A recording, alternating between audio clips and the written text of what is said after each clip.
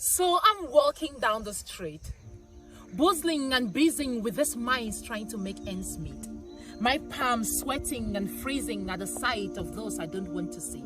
Those cars, you know them, right? How they make your heart pound, reminding you you've got no right to walk down here when they are there, right? Their stairs draw bullet wounds on my back, yet I walk on looking like I'm cooler than the rest. Hey lady, that's the voice behind the mask, the dreaded black mask that reminds me of how my brother went. The day they visited my place and all we had to do was run. A brother not minding where the other was, for in our hearts, we had just one goal, to stay alive. The gun battles, the bullets, the thunders, the sounds. In my little corner, I make a prayer, feeling like this is the last I'm going to breathe. But alas, the sounds are over. From these holes, like frightened rats after a prolonged storm, we come out. I waver, walking, hoping not to meet just he who stands right in front of me, and without a blink nor a sign of remorse, he says, "Go pick up your brother.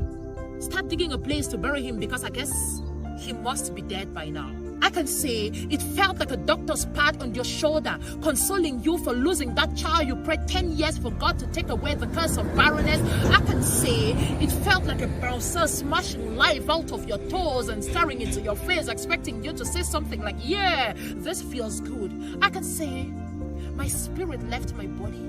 I wanted to speak, to spill the pain I felt in my heart, to tell God there was no point creating the world at all, but I saw this thin line between me and death, and any word I uttered was me going the same way my brother went. And here we are. "Hey lady, I'm talking to you. You look pretty. Can I have your number?" I say, "Yes, I can give you the number of 1,000 souls rotting on the streets with no one to bury them. Yes, I can give you the number of children rendered fatherless and mothers rendered childless. Yes, I can give you the number of people who have lost the desire to live because the only thing they lived for was taken away by your bullet. Yes, I can give you the number of houses we have lost to the flames you played with.